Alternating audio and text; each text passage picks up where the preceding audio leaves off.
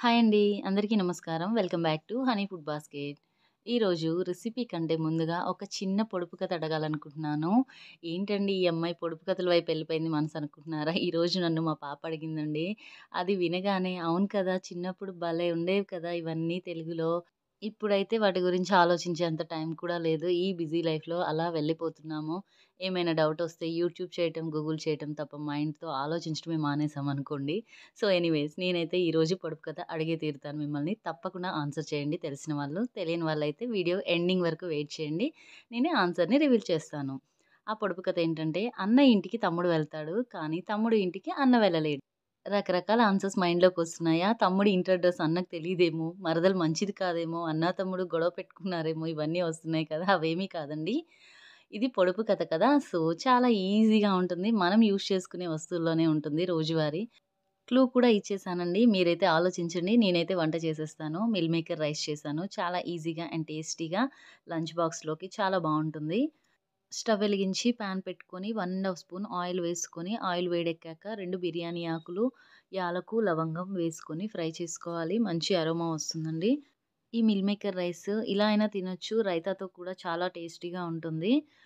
ఇప్పుడు ఇవి ఫ్రై అయ్యాయి. 3 పచ్చిమిరపకాయలని పొడవుగా కట్ చేసి వేసుకుంటున్నాను. పచ్చిమిరపకాయలు కొంచెం ఎక్కువ వేసుకోవాలన్నా మీ ఇష్టమండి. హాఫ్ స్పూన్ జీలకర్ర వేసుకున్నాను. జీలకర్రని కూడా కొంచెం ఎక్కువగానే వేసుకోవాలి ఈ మిల్ మేకర్ రైస్‌లో. కొన్ని పోపు గింజలు, పప్పులు వేశాను. ఇలా పప్పులు బావుంటాయి. ఇలాంటి రైసెస్‌లో కొంచెం పిల్లలకి ఇంట్రెస్టింగ్‌గా తింటారు. పంట కింద అలా తగులుతూ ఉంటే టేస్టీగా ఫ్రై అయిన పప్పులు.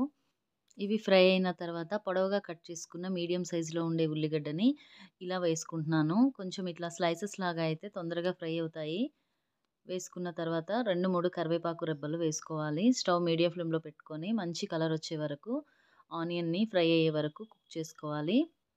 ఆనియన్స్ కొంచెం కుక్ అయిన తర్వాత ఒక పండుగా ఉండే టమాటోని తీసుకొని ఇలా చిన్న ముక్కలుగా కట్ చేసి వేసుకోవాలి.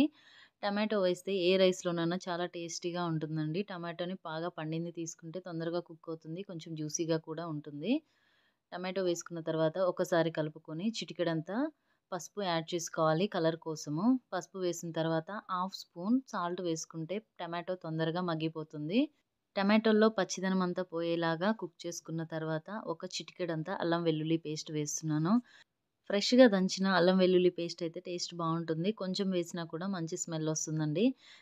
నేనైతే అల్లం వెల్లుల్లి పేస్ట్ మసాలాలు వంటల్లో కొంచెం తక్కువగానే వాడతానండి. 100 గ్రామ్స్ మిల్ మేకర్‌ని వేడి నీళ్ళల్లో నానబెట్టుకొని ఇలా మెత్తగా అయిపోయిన తర్వాత వాటర్ తీసేసి వేసుకుంటున్నాను పోపులో. మనం మిల్ మేకర్ ఎంత తీసుకోవాలనేది రైస్ క్వాంటిటీని బట్టి చెక్ చేసుకోవాలండి. కొంతమందికి ఎక్కువగా మిల్ మేకర్ తగులుతూ ఉండాలి. అలాంటి వాళ్ళు ఇంకొంచెం ఎక్కువైనా వేసుకోవచ్చు. నేనైతే ఒక 100 గ్రాములు తీసుకున్నాను. హాఫ్ స్పూన్ ధనియాల పౌడర్, హాఫ్ స్పూన్ సాల్ట్ వేసుకోవాలండి. చిటికెడంతా కారం కూడా యాడ్ చేయాలి. ఇవన్నీ బాగా మిక్స్ చేసుకోవాలి. ఉప్పైతే నేను ఇంతకు ముందు వేశాను. టమాటాలు మగ్గించుకోవడానికి సరిపోకుంటే తర్వాత మళ్ళీ చెక్ చేసుకుంటాను. ఇవన్నీ వేసుకున్న తర్వాత స్టవ్ మీడియం ఫ్లేమ్‌లో పెట్టుకొని మిల్ మేకర్‌కి ఇవన్నీ బాగా పట్టేలాగా కలుపుకోవాలి. ముందుగా ప్రిపేర్ చేసుకున్న రైస్‌ని యాడ్ చేసుకుంటున్నాను. రైస్ కొంచెం పలుకు ఉండేటట్లే ఉండాలండి. ఇలాంటి రైసెస్‌లోకి మెత్తగా, ముద్దగా ఉండే రైస్ అయితే బావుండవు రైసెస్ ఏవైనా ప్రిపేర్ చేసుకునేటప్పుడు.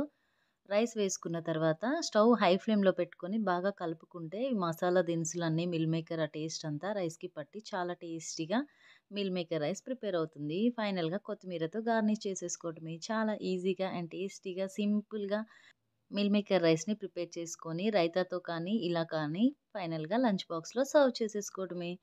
చాలా ఈజీగా ఉంది కదండీ ప్రాసెస్ అయితే. మీకు కూడా నచ్చుతుందని అనుకుంటున్నాను. ఈ వీడియో మీకు నచ్చినట్లయితే తప్పకుండా లైక్ చేయండి అండ్ షేర్ చేయండి. అండ్ మన ఛానల్ ఎవరైనా ఫస్ట్ టైమ్ చూసినట్లయితే సబ్స్క్రైబ్ చేసుకొని నాకైతే సపోర్ట్ చేయండి.